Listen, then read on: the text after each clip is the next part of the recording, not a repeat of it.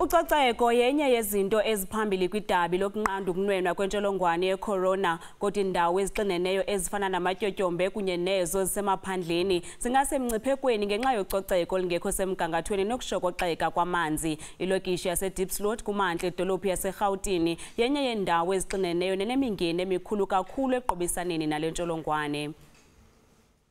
Iindawo eziliqela kwilokishi yaseDiepsloot ngamatyotyombe axineneyo.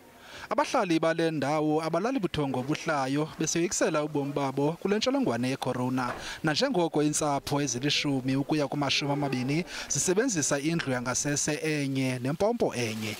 uMasitshaba Tsimo uhleli apha isithuba seminyaka engama-20 yaye uthi imeko abahlala phantsi kwayo ayiginyisi mathe. Lana sikhona kusho ukuthi amathuba ukuthi sibe ne-coronavirus makhulu kakhulu ngoba ejaridini eli-1 sihlala sibaningi, sihlala more than 10 to 20 families in one stand, and then enye into sisebenzisa itap A1 sibaningi, sisebenzisa itoilet A1 sibaningi. Kwilinge lokuzama ukuzikhusela kule ntsholongwane, uMasitshaba uzenzele awakhe amaqhinga okugcina ucoceko. Emnyango wami ngibeke isitsha ngaphakathi, ngithele amanzi, ngathela ibleach nensipho ukuthi ngiyenzela ukuthi omunye nomunye ongenayo endlini yami angangeni angakagezi izandla. Kwabaninzi levangeli yokuhlanjwa kwezandla ayikaqheleki. Mangihlele endlini ngihleli, so angibona ukuthi ngiphakame ndiye etepini ngiyohlamba izandla zami, ngihlambela fontoni. Labe izandla siyageza sometimes, but regularly angathi regularly ngoba kulama taps nearby lana.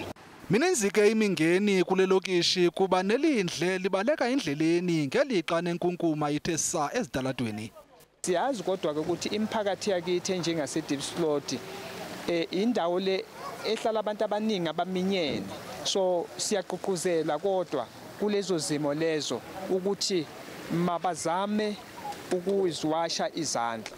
Ukanti isebe lamanzi nogutyulo liceba ukugxumeka amatanki amanzi kwindawo zamatyotyombe khona ukuze uluntu lukwazi ukufikelela lula emanzini.